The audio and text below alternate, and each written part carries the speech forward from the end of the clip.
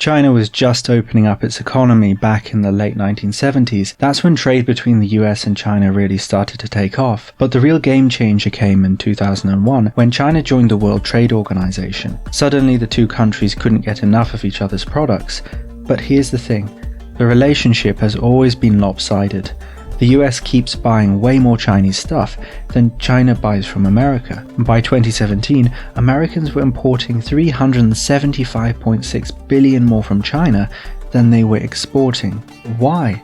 Pro-Chinese sources argue the imbalance exists because Chinese households save a ton of money, around 30% of what they make, while Americans typically save just 7%. This creates a natural imbalance in who's buying and who's selling. This idea fits with China's propaganda image of itself as a sensible and benevolent nation, not something Donald Trump takes seriously. Even during the good times, there's been plenty of friction. Presidents Bush and Obama both slapped tariffs on Chinese textiles, claiming China was selling them too cheaply.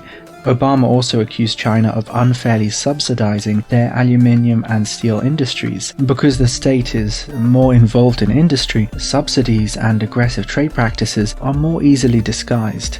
Some of the ridiculously low prices offered by Chinese companies are what's known as dumping, selling below cost price to undermine a competitor. In this case, the US manufacturing industry.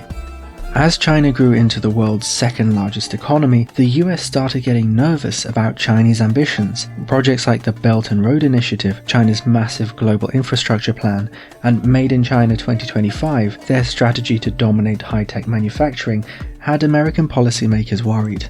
What started as just economic concerns has morphed into something bigger, a contest for global influence. Under Trump's second term, things have heated up considerably.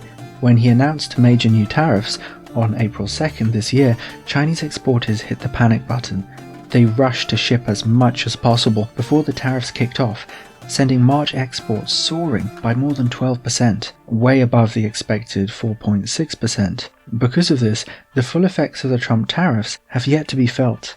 China-US trade tensions existed long before Trump, but just like with Greenland, Trump has made crude and obvious what previous governments have carefully negotiated behind closed doors. Meanwhile, China isn't sitting still. President Xi recently visited Vietnam, where he signed 40 cooperation agreements. During the visit, Xi talked about standing at a turning point in history and moving forward with joint hands.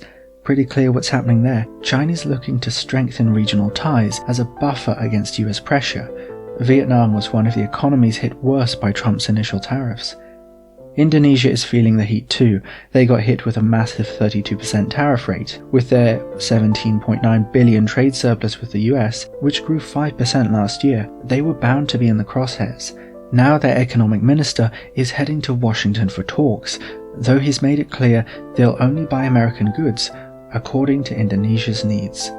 At present, Southeast Asia is the economic battleground the US and China trade war is being fought in. So where does that leave us?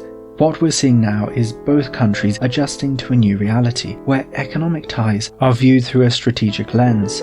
Countries throughout Asia are caught in the middle, trying to balance their relationships with both superpowers. It's very unlikely China or America will be able to fully decouple from each other's economies, but whatever compromise is eventually agreed on, one thing's for sure, this isn't just about trade anymore, it's about who gets to write the rules for the global economy in the decades to come. Hi, it's Arthur. Thanks for watching this video.